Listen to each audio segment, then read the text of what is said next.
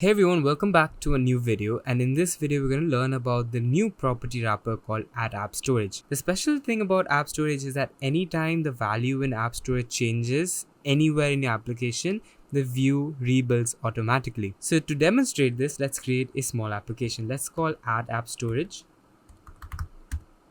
And let's call a key on this. So we're going to say key, and this key, let it be is logged in, since we usually store user default values for is logged in or for states basically.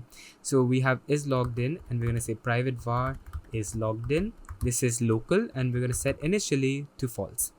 Now let's create a small view which is basically going to have a text and a button, and it's going to show the user's state, and the user can toggle between the is logged in or is logged out state. So let's first create a vstack. Alright, so inside of this vstack, let's create a text property which will depend on what the value of is logged in is. So we can say is logged in, and using the ternary operator we can say if the user is logged in, we can say hello user, or if the user is not logged in, we can say please log in. Right, and we can also add in some modifiers. So we can say the font is .title, and let's create a button which will, again, the title of the button will depend on the state. So we're going to say is logged in. If it's logged in, we want the user to log out using the button, so we're going to say log out. If the user is not logged in, we're going to say log in. And inside of the closure we can call in action. So we're going to say no, we don't need to call self anymore. We're going to say is logged in dot toggle. So whatever the value is, it's going to toggle. If it's true, it's going to make it false. If it's false, it's going to make it true. So let's run this in our iOS simulator.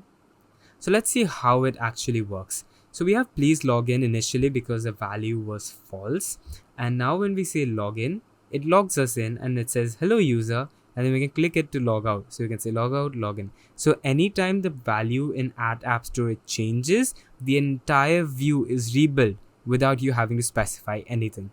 Now this add_app_storage just acts like a property wrapper between user defaults and your SwiftUI views. So it doesn't necessarily have to be that your add_app_storage value changes. Your user default values can change directly. To demonstrate that, what I'm going to do is I'm going to change is logged into false. So now instead of toggling the value, I'm just going to change the user defaults value directly. So we're going to say user defaults dot standard dot set value for key, and we want to set true. So we want the user to log in, and we want to say the same key, which is logged in. Now remember, this app storage is still listening to is logged in. So when we run this button is going to change a user defaults value directly, but the app storage will still be notified. So as we can see, the user is initially in the logged out state. However, when we press the button, we should have the user default set the value true for is logged in. Is logged in becomes true, and even though I'm not changing the app storage value locally, even though because user defaults is changing, the entire view gets re-rendered. It's that easy and it's that cool. So if you learned anything from this video, be sure to hit the like button and subscribe to this channel if you want to see more tutorials like this in the future. I guess that's been it. Thank you so much for watching this one, and I'll see you soon in the next one.